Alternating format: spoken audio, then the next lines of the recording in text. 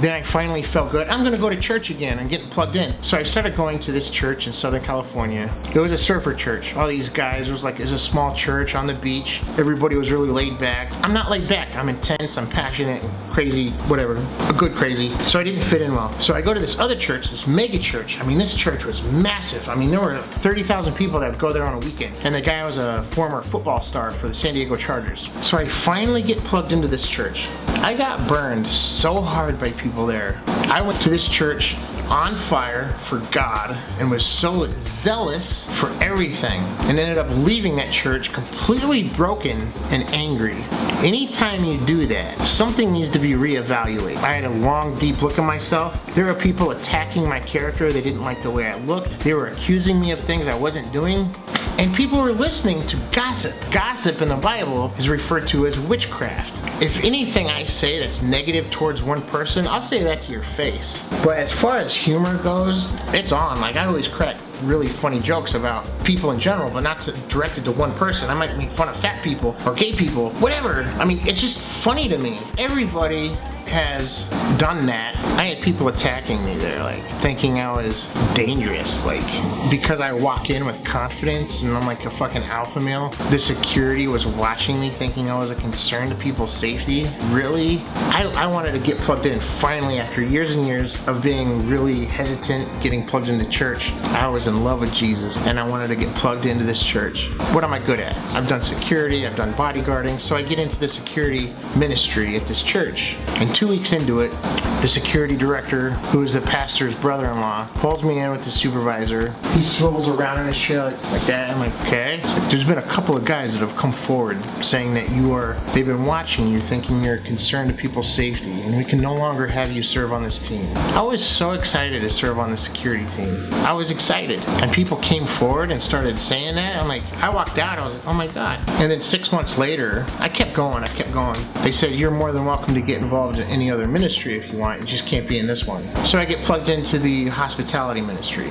And then this girl I ended up dating, she was a supervisor on the hospitality ministry. I'll tell you what, she was really hot, but she wasn't as hot as she thought. She was really snooty and very pretentious. It was a time in my life I was blinded to that. She was very popular, everybody liked her. Her name was with an I. We started liking each other and she goes, oh my God, I think I understand why security was watching. Because I saw you, we met at a bar like a year ago, and then I saw you like 2 weeks later coming to church, and I told security I thought you were stalking me. But I told you that night at the bar that I had gone to the Rock already a couple times. She's like, I couldn't remember that, I feel so bad. I don't know, who knows? This is the kind of woman she is like. And they said in private, I wasn't supposed to know this, but they told the supervisors in hospitality, he's more than welcome to be in hospitality ministry, but don't let him be a supervisor because we're still watching him. What the hell? And then a few months later, I approached a guy named Ricky Page, who is still to this day, I love him very much, and his family. I approached him and said, hey Ricky, I'm 23, I'm retired, and God wants me to work for his kingdom for free.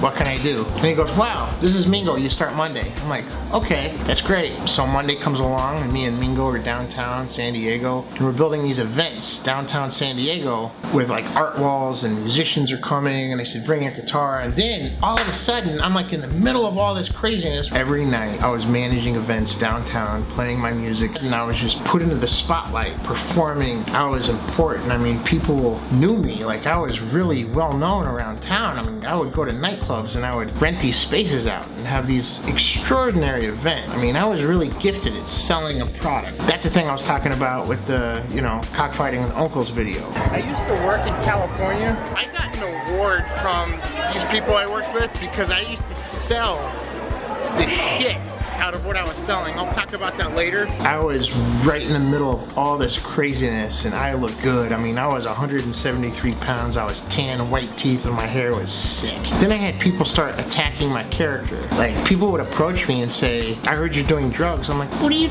talking about? Like, what?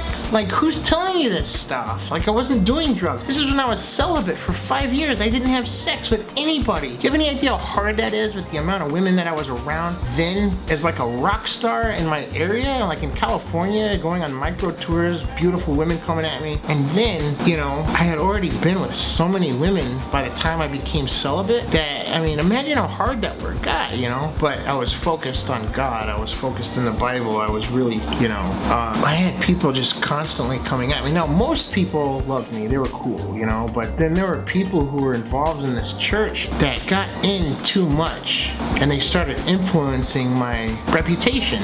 People started asking questions.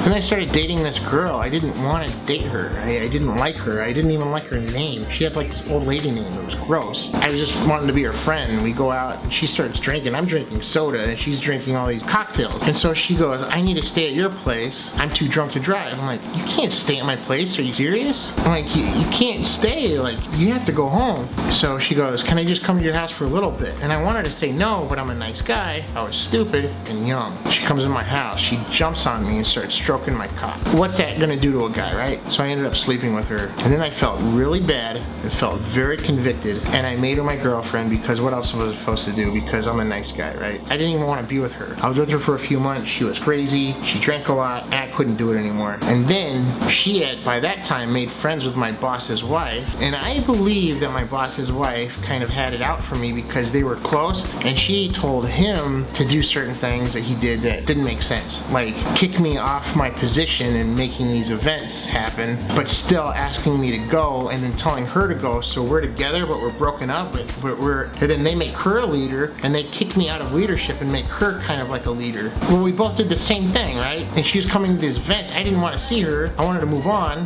That was stupid, right? So then I ended up dating this girl like 6 months later or a year later named.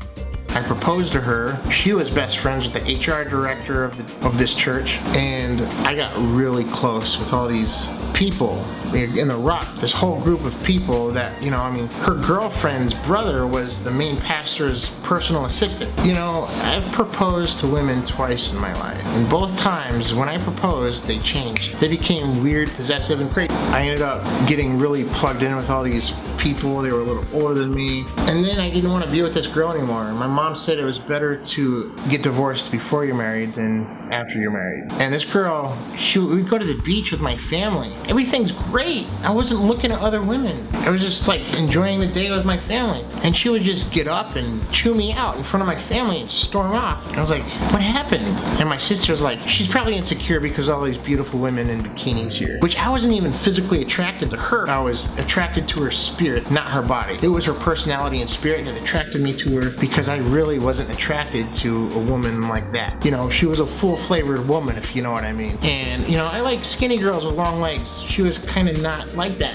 She was nice. She had an amazing personality. But man, when I proposed, everything changed. She got crazy. I don't like crazy. I'm crazy enough as it is, you know? So when that happened, oh my God, did her girlfriend come after me? I think that happened. I'm not sure, okay? So then I finally approached a mentor of mine that was working at this church as a producer. She was like a film producer. She worked with this production company that was pretty major in Southern California, and I ended up wanting to work with them. She was my mentor. We met every week for like coffee, and she would talk to me about production, and I really grew to love the lady, but she was older. She was kind of like an aunt. I had an aunt type love to her. So she mentored me and all that, and I said, hey, could you give me a job on the weekends working in the production? She goes, yeah, you could be the backstage production manager. I said, great, I love that. This was after like three years going to this church. So I get in there, I'm proud. I mean, I work hard. When somebody gives me a job, I work really hard. I pride myself on hard work and good work ethic, which is hard when you don't have to work a day in your life, which that's in my case. I get there, I'm entertaining the band that's backstage. We got the food. I'm making sure everything's good to go. I did it one Sunday, and a few days later, that lady Trisha, who I still talk to this day, still love her. It's not her fault. She calls me. She sounded choked up. She leaves a voicemail and says, I'm so sorry, but security called me and said that you can't be backstage because you're not trusted. But by this time, I was friends with all of them. I mean, we do martial arts together. I mean, I was really close with all these guys. I mean, some of them even apologized for the previous situation. And I'm just like, you know what? Fuck it. I don't need this shit in my life anymore. I had dealt with too much bullshit. People suck. Christians suck. Why? Because they're people. People suck. You can't trust anybody. I mean, it's not worth it. I don't want to invest my time and energy in church people or in anybody. I mean, my dad, when he hires ministers for his church, because he's a minister, his advice he tells them on the first day of work is, let me give you advice. Don't trust anyone. Because it's true, man. People stab you in the back. I don't want to invest my life into people because it's not worth it.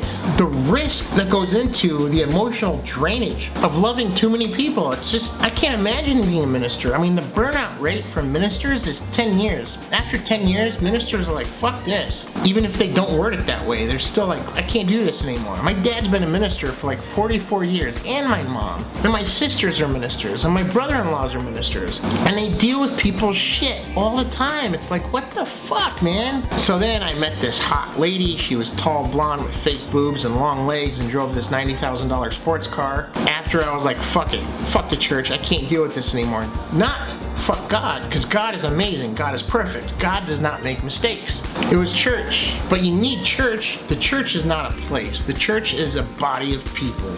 It's a group of people, not a place. You can't go to a place for church. You go around a group of people, that's church, okay? God does not deserve more respect and more holiness in the church.